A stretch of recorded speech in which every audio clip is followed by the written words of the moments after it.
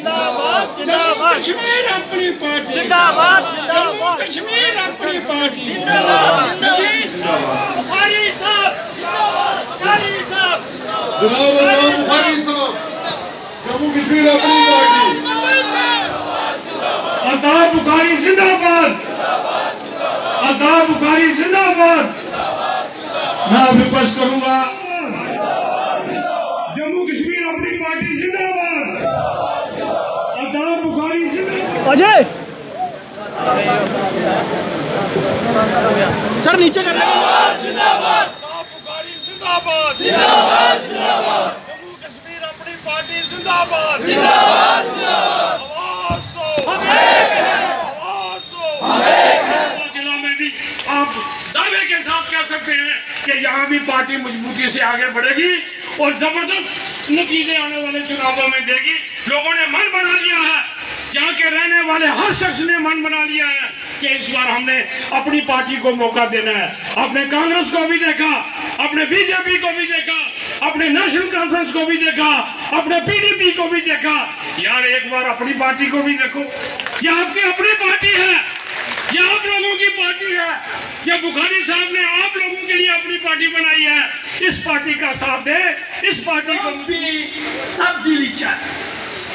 तब्दीली किस बात की?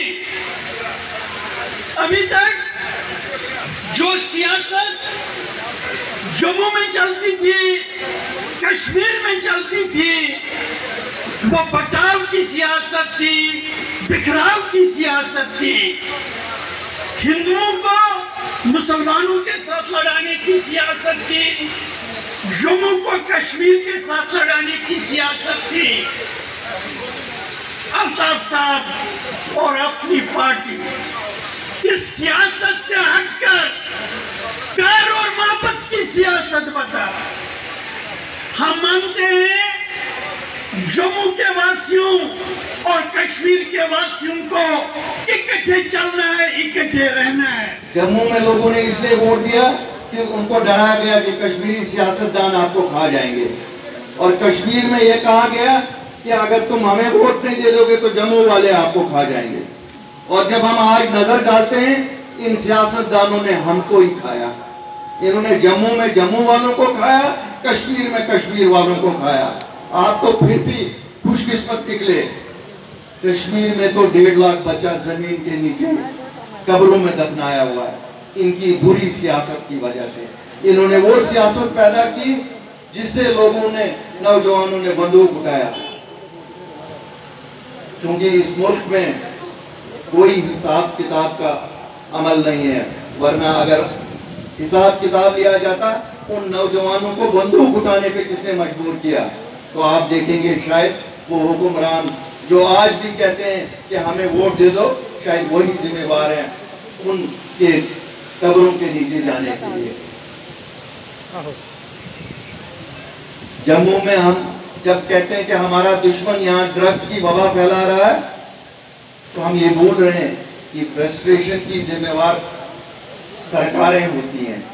वो सरकारें जो लिस्ट एक दिन निकालती हैं, दूसरे दिन कहती हैं कि अब इस लिस्ट में गड़बड़ हुआ, क्योंकि उनके चाहते उनमें नहीं होते हैं। 4 साल तो हमारे बच्चों के खराब हो जाते हैं। कहने का मतलब है ये वोट की पर्ची छुट्टी का दिन नहीं है, ये वोट की पर्ची नहीं है, ये आपके बच्चों के फ्यूचर की जमानत है। जैसा फ्यूचर आप अपने बच्चों के लिए चाहेंगे, वही फ्यूचर बनेगा। 2014 में आप लोग जज्बात में आए, सब जज्बात में आते हैं, मैं भी शायद जज्बात में आया होगा, हम लोग भी आए। मैं क्या आपको किसी और की बात करूं? 2019 में जब इलेक्शन थे तो हमारे डॉक्टर फारूक साहब उठे, उन्होंने कहा साहब हम तो ये 370 और 35A बचाएंगे, हमें वोट दे दो। हमने भी उनको वोट दिए, बचा तो कोई नहीं सका। अब ये 370 और 35A हमारे लिए तो बहुत कुछ था, मुझे नहीं लगता मुल्क को कोई नुकसान इससे था। हमारे 2 झंडे थे या 1 झंडा था, मुल्क में कोई नुकसान इसका नहीं था। लेकिन जम्मू कश्मीर के इस नौजवान को जमानत दी है कि इसकी नौकरियां इसके पास ही रहेंगी, इसकी जमीनें इसके पास रहेंगे। बहरहाल भारतीय जनता पार्टी के एजेंडा में ये था, उन्होंने हटाया। सुप्रीम कोर्ट में केस है, अल्लाह करे, लेकिन तब तक तो जमानत चाहिए थी। हम दिल्ली गए, जमात बनाई, दिल्ली गए, जमानत है कि जम्मू कश्मीर की सभी नौकरियां हमारे बच्चों के लिए रहेंगी, वरना भाजपा ने तो खाली क्लास 4 रखी थी हमारे लिए।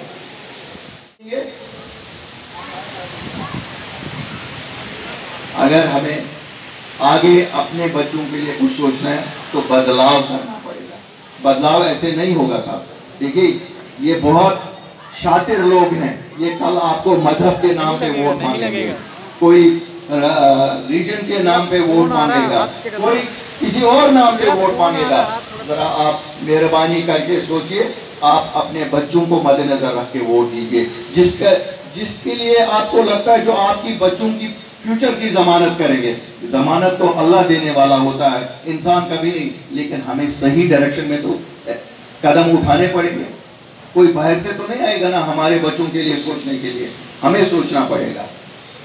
और आप में उस ताकत भी है और हिम्मत भी है कि जब आप उठ जाओगे, ये जो ड्रामाबाजी और नाराबाजी करते हैं, जुमलाबाजी जो करते हैं, ये कहीं खड़े नहीं दिखेंगे। इनको एक ही सवाल पूछो, 2014 से तो आपको दिया है, 2014 से तो 3 साल आप उन्हीं लोगों के साथ बैठे रहे जिन लोगों का आप कहते थे हमने इनका राज खत्म करना है, खानदानी राज। 2018 के बाद तो आप ही हो। 4 साल में कुछ हुआ था? मुझे बताइए, इसमें तो कोई कश्मीरी शामिल नहीं था, ये तो सब खुद यही लोग हैं। आप बताइए यहाँ आपकी क्या डेवलपमेंट हुई? ये तो बहुत कुछ कहते हैं। एक शिकायत है इनको, ये कहते हैं जम्मू वाले हमेशा रोते ही रहते हैं, कहते हैं कुछ नहीं। जरा इनको जवाब तो दे दो। मैं यहाँ आप लोगों से इसलिए भी ज्यादा बात करना चाहता हूँ, रोज बात हो रही है 70,000 करोड़ इंडस्ट्रियल इन्वेस्टमेंट आ गई। आपने देखी होगी जो इंडस्ट्री लगी है वो भी बंद पड़ी हुई है, और अगर कोई चल रही है उसने लोग बाहर से लाए हुए हैं। हमारे बच्चों को क्या मजदूरी का काम भी नहीं दे दोगे? अब तो एक नया बाजार खड़ा हुआ है, कठुआ से शुरू हुआ है। कठुआ जिले में हरियाणा से लोग आ रहे हैं, यूपी से लोग आ रहे हैं, बिहार से लोग आ रहे हैं, उनको जमीनें दी जा रही हैं। जमीनें हमारी और इनको बेची जा रही हैं। क्यों? इन्होंने एक रास्ता निकाला। अगर 1975 में शेख मोहम्मद अब्दुल्ला ने लीज का रास्ता नहीं निकाला होता, आज इन्होंने उसी लीज को कन्वर्ट करके बोला साहब इंडस्ट्री के लिए तो देनी पड़ेगी। ये तो ऊपर वाले का शुक्र है, हम लोग कैसे लड़े, 95% जमीनें कैसे बचाई हैं कि नहीं साहब एग्रीकल्चर लैंड नहीं बेच सकता है कोई। मुझे लगता है इनको हम लोगों से प्यार नहीं है, इनको शायद जम्मू कश्मीर की जमीनों से प्यार है, जम्मू कश्मीर के वसाइल से प्यार है। हमारा पानी, हमारी बिजली बाहर बनाकर बाहर बेचते हैं, हमारे लोग तरस रहे हैं। और हमें क्या कहा जाता है, साहब अब हमने कौन सा सूद दे रहे हो किसी को? जिनसे आप बिजली ला रहे हो, आप तो उनको 5-5, 10-10 साल पैसा नहीं देते हो, तो हमारे लोगों पे क्या एहसान? अगर आपकी चुनी हुई सरकार होती, आपकी चाहती सरकार होती, तो कम से कम हम भी किसी के पास जाते, कहते साहब अगर पूरा नहीं निसब माफ करो, निसब एक ही टर्म में ये दे देंगे। हम नहीं कहते इंडस्ट्री वाले को माफ करो, लेकिन डोमेस्टिक कंज्यूमर को तो माफ करो ना। 3 साल तो ये भी कोविड में घर में रहा। इसलिए मेरे भाइयों, सोच समझ के वोट देना पड़ेगा। जब तक ना आप बदलाव करोगे कुछ नहीं बदलेगा। अगर आप खुश हैं कि यही चलता रहे, वहां से आगे आपको यही बोला जाएगा जनाब आप देखो कितने हजार टीके लगे, कितने लाख टीके लगे, कितने लोगों को आयुष्मान भारत में हमने इलाज किया। भाई सुख सुख चाहो, लोगों को सेहत याब रहने की दुआ करो। ये तो इंश्योरेंस कंपनियों का काम है। आपने आयुष्मान भारत दिया, आप तो ये देखिए आप प्रीमियम कितना दे रहे हो उन इंश्योरेंस कंपनियों को। हमारे लोगों ने तो ठीक है, मुझे कल मैं कहीं प्रोग्राम में गया, वहां आंकड़े गिनवा रहे थे, बीजेपी वाले आंकड़े गिन रहे थे कि 4 लाख लोगों ने आयुष्मान भारत का फायदा उठाया। अब ये बिल्कुल सही बात है, इंश्योरेंस मिला, ये भी अच्छी बात है कि यहाँ जम्मू कश्मीर के सभी लोगों को 5 लाख रुपए तक का इंश्योरेंस है आयुष्मान भारत में। लेकिन साहब ये भी बताइए ना, जम्मू कश्मीर की बिजली कितने हिंदुस्तान में कितने करोड़ लोगों को आप दे रहे हैं? ये भी हिसाब करो ना। ये जब आप गिनती करते हो 4,40,000 लोगों ने आयुष्मान भारत का फायदा उठाया, ये भी तो दूसरा कहो। ये भी गिनवाया जा रहा है शौचालय कितने बनाए गए। शर्म करो, 75 साल बाद अब हमें जम्मू कश्मीर में ये गिनवाने के लिए आए हो कि शौचालय कितने बने। आप तो कहते हो हम 5वीं दुनिया के सबसे 5वें नंबर पे आ गए हैं तरक्की में, अब अंग्रेजों को भी पीछे छोड़ दिया। तो शौचालय गिन रहे हो। अगर गिनना है गिनो, अल्ताफ बुखारी से सुनो। 23,000 स्कूल हैं तुम्हारे सरकारी सेक्टर में, 19,500 की तो न शौचालय है, न बिजली है, न पानी है। और अगर सुनना है तो सुनो, आपके पीएचसी 90% पीएचसी में डॉक्टर नहीं है, टेक्नीशियंस की तो बात ही नहीं है। ये आप हमें कहते हो यही तरक्की है, यही अच्छे दिन है हमारे, हम तो उनकी बात ही नहीं करेंगे। इसका क्या मतलब है? वहां से जवाब आता है 70,000 करोड़, 70,000 करोड़। तो 7,700 करोड़ भी दिखाओ कहीं दाएं बाएं अगर है तो हम मानते हैं। क्यों? आप लोगों से ज्यादा किसको पता होगी? क्यों? यही बेल्ट तो है, इंडस्ट्रियल बेल्ट भी। मेरे भाइयों, अगला वक्त बड़ा इम्तिहान का वक्त है आप लोगों के लिए। देखिए, मैं आपको सच बताऊंगा, हम लोग निकले हैं अल्लाह के फजल से, झूठ नहीं बोलेंगे। ज्यादा से ज्यादा क्या होगा, हमारा सच आपको पसंद नहीं आएगा, क्यों? सच कड़वा भी होता है। घर बैठ जाएंगे, फिर भी खिदमत आप ही करेंगे। अब 14 साल से वनवास में है ना, मनजीत सिंह वनवास में ही है तो 14 साल से, लेकिन खिदमत तो आप ही कर रहा है। इसलिए ये तो नहीं बोला ना कि मैं इख्तिदार में नहीं हूं। क्यों? इख्तिदार, असल इख्तिदार ये होता है। आज सामने इस वक्त बाहर लग रहा है तूफान है, लेकिन उससे बड़ा तूफान यहाँ पर बैठा हुआ है। क्यों? इनके दिलों में जो तूफान है वो मनजीत सिंह आपको देखना चाहिए।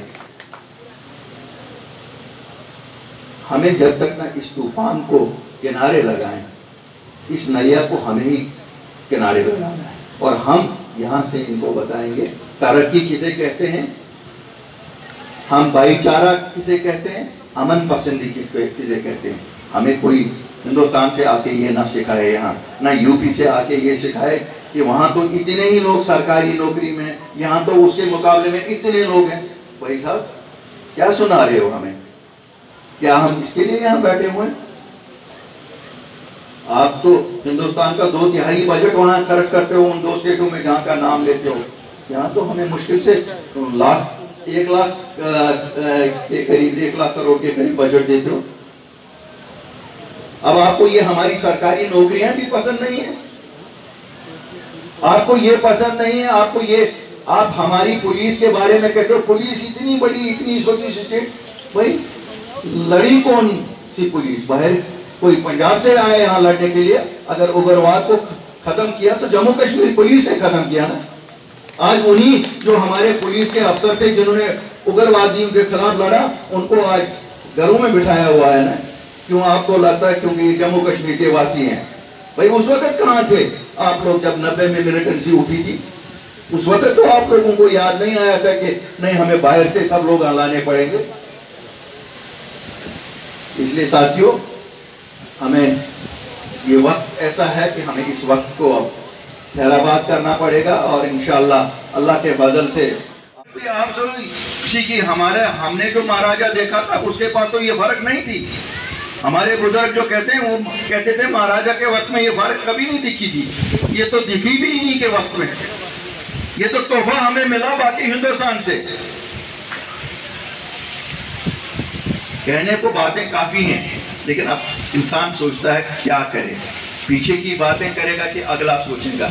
आगे की सोच के मुझे लगता है हमें आगे अपने वोट का इस तरह इस्तेमाल करना पड़ेगा कि इनको समझ आए नहीं हम लोग भी अपने दिमाग से काम लेते हैं, हम जज्बाती नारों में नहीं जाते हैं। हमें कोई कुर्बानी का सबक न सुनाए, सिखाए न सुनाए। क्यों? हमें पता है जो सांबा के बॉर्डर पे, जो सुशीलगढ़ के बॉर्डर पे, या अखनूर के बॉर्डर पे, या राजौरी पुंछ के बॉर्डर पे, या केरन करना उड़ी के बॉर्डर पे वही कुर्बानी देता है, कोई यूपी में बैठ के कुर्बानी नहीं देता है। इनको शायद ये भी खुश नहीं आया कि हमारे बच्चे फौज में जाते थे। यहाँ यही एक रोजगार इनके लिए रहा था कि यहाँ बॉर्डर के बच्चे भर्ती हो जाते थे, अब वो भी रोक दिया। अब कहते हैं जी 4 साल के लिए। क्यों जी 4 साल के लिए क्यों? इसका क्या मतलब है? वहां से जवाब आता है 70,000 करोड़, 70,000 करोड़। अब 7 करोड़ भी दिखाओ कहीं दाएं बाएं अगर है तो हम मानते हैं। क्यों? आप लोगों से ज्यादा किसको पता होगी? क्यों यही बेल्ट तो है, इंडस्ट्रियल बेल्ट भी। मेरे भाइयों, अगला वक्त बड़ा इम्तिहान का वक्त है आप लोगों के लिए। देखिए मैं आपको सच बताऊंगा, हम लोग निकले हैं अल्लाह के फजल से, झूठ नहीं बोलेंगे। ज़्यादा से ज़्यादा क्या होगा, हमारा सच आपको पसंद नहीं आएगा, क्यों सच कड़वा भी होता है। घर बैठ जाएंगे, फिर भी खिदमत आपकी करेंगे। अब 14 साल से वनवास में है ना, मनजीत सिंह वनवास में ही है तो 14 साल से, लेकिन खिदमत तो आपकी कर रहा है। इसने ये तो नहीं बोला ना कि मैं इक़्तिदार में नहीं हूँ। क्यों? इक़्तिदार, असल इक़्तिदार ये होता है। आज सामने इस वक्त बाहर लग रहा है तूफान है, लेकिन उससे बड़ा तूफान यहाँ पर बैठा हुआ है। क्यों? इनके दिलों में जो तूफान है वो मनजीत सिंह आपको देखना चाहिए। हमें जब तक ना इस तूफान को किनारे लगाएं, इस नैया को हमें ही किनारे लगाना है। और हम यहाँ से इनको बताएंगे तरक्की किसे कहते हैं, हम भाईचारा किसे कहते हैं, अमन पसंदी किसे कहते हैं। हमें कोई हिंदुस्तान से आके ये ना थे। आप लोग जब 90 में मिलिटेंसी उठी थी, उस वक्त तो आप लोगों को याद नहीं आया था कि नहीं हमें बाहर से सब लोग लाने पड़ेंगे। इसलिए साथियों, हमें ये वक्त ऐसा है कि हमें इस वक्त को अब खैराबाद करना पड़ेगा। और इंशाअल्लाह अल्लाह के फजल से आगे जो नया चुनाव मार्च में हो, अप्रैल में हो, उस वक्त हमारी आपको अपनी पार्टी को मजबूत करना पड़ेगा, वोट देना पड़ेगा। आप सबका क्या, आप आए यहाँ इस प्रोग्राम में, इतने लोग हैं। भाई साहब क्या सुना रहे हो हमें? क्या हम इसके लिए यहाँ बैठे हुए हैं? आप तो हिंदुस्तान का 2/3 बजट वहाँ खर्च करते हो उन 2 स्टेटों में जहाँ का नाम लेते हो। यहाँ तो हमें मुश्किल से 1 लाख के करीब, 1 लाख करोड़ के करीब बजट देते हो। अब आपको ये हमारी सरकारी नौकरियां भी पसंद नहीं है, आपको ये पसंद नहीं है, आपको ये, आप हमारी पुलिस के बारे में कहते हो पुलिस इतनी बड़ी, इतनी छोटी सी स्टेट। भाई लड़ी कौन सी पुलिस? बाहर कोई पंजाब से आया यहाँ लड़ने के लिए? अगर उग्रवाद को खत्म किया तो जम्मू